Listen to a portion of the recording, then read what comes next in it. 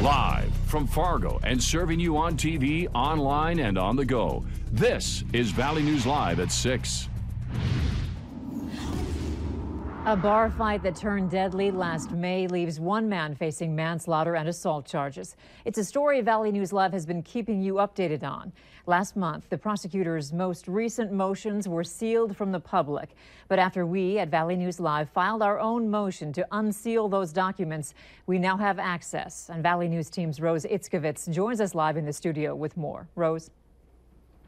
Thanks, Andrea. Just to remind you, 43-year-old Darren Patterson was arrested after a late May fight in downtown Fargo. He apparently knocked two men out outside the Hotel Donaldson, one of who passed away a week later. Now, two motions were previously sealed. I spoke to Assistant State's Attorney Ryan Youngren to find out why. Prosecutors say they sealed their most recent motions from the public to keep potential jury members from becoming biased about the case before entering the courtroom. What all parties are interested in these cases is just trying to restrict it to that as much as we possibly can. Fair and impartial jury is essential to the system for both the state and the defense. So what was sealed? Both motions have to do with evidence the prosecutors want to use against the defendant. The first, a picture of Patterson wearing a certain shirt that prosecution says will help their case. The second motion having to do with evidence of previous charges that would also display the defendant's character. According to court records, Patterson pleaded guilty to simple assault in 2010 after headbutting a man in the face, causing a broken nose. We were certainly aware of the fact that counsel for the media had filed to open those documents that were previously sealed, and then that just then prompts us to ask the next question is, do we then maintain our position or continue moving forward? And just after discussion with counsel, we decided not to.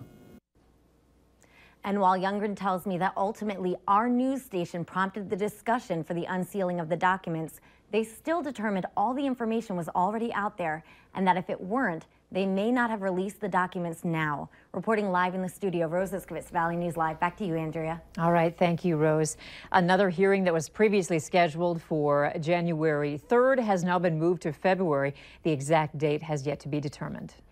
We were contacted by several people overnight warning us of a possible babysitting scam circulating on social media. Haley Claypack is a college student who's looking to make some extra money. But when she came across a Facebook post last night, she says something didn't seem right.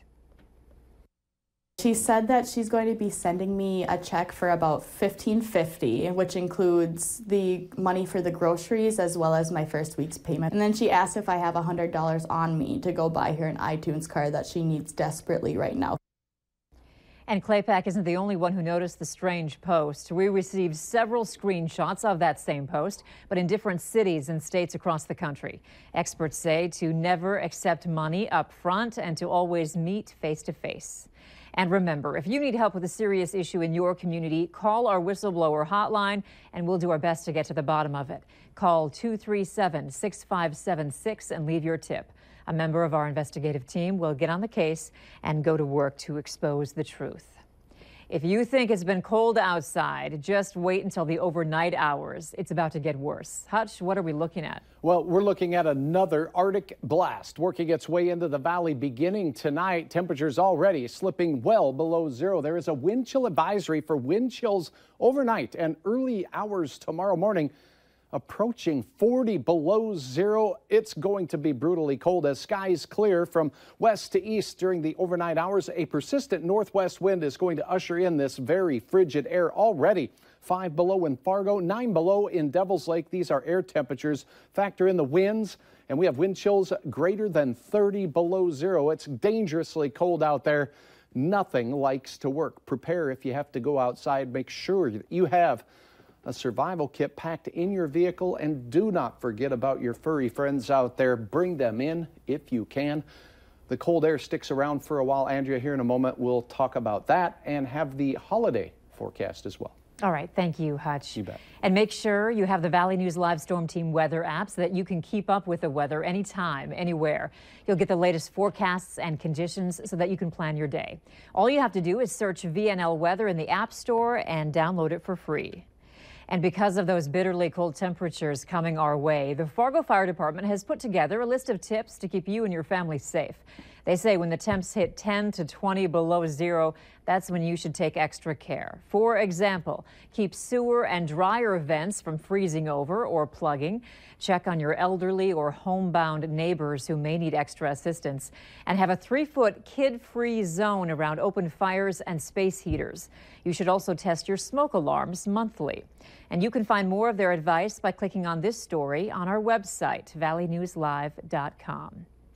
The North Dakota Highway Patrol is putting out another warning after a patrol car was hit while investigating a crash on I-29 this morning.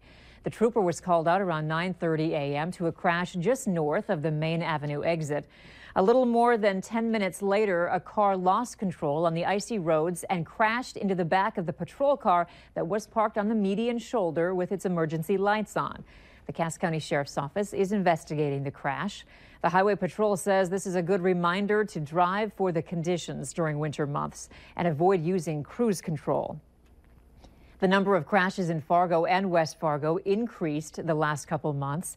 Fargo police report that in the month of November, there were 391 accidents involving property damage and 39 with injuries. However, in December, the numbers jumped to 591 property damage accidents and more than 50 accidents with injuries.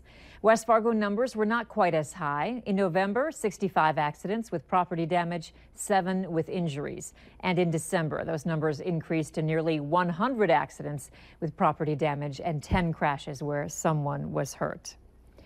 Starting January 1st, vaccine requirements for infants and high school students will change.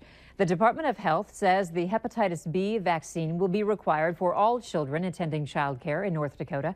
Starting in the 2018 school year, 7th through 12th grade students will also need a Tdap vaccine, which prevents whooping cough. The biggest change is adding a second dose of the meningitis vaccine for 11th and 12th graders. We really want those kids to be protected against meningococcal disease at 16 rather than waiting before or until they go to college. We just want them to be protected right away. Beginning next year, schools are required to exclude children not compliant with school immunization requirements by October 1st. A judge has delayed approving a divisive oil pipeline in northern Minnesota so the environmental impact statement can be revised.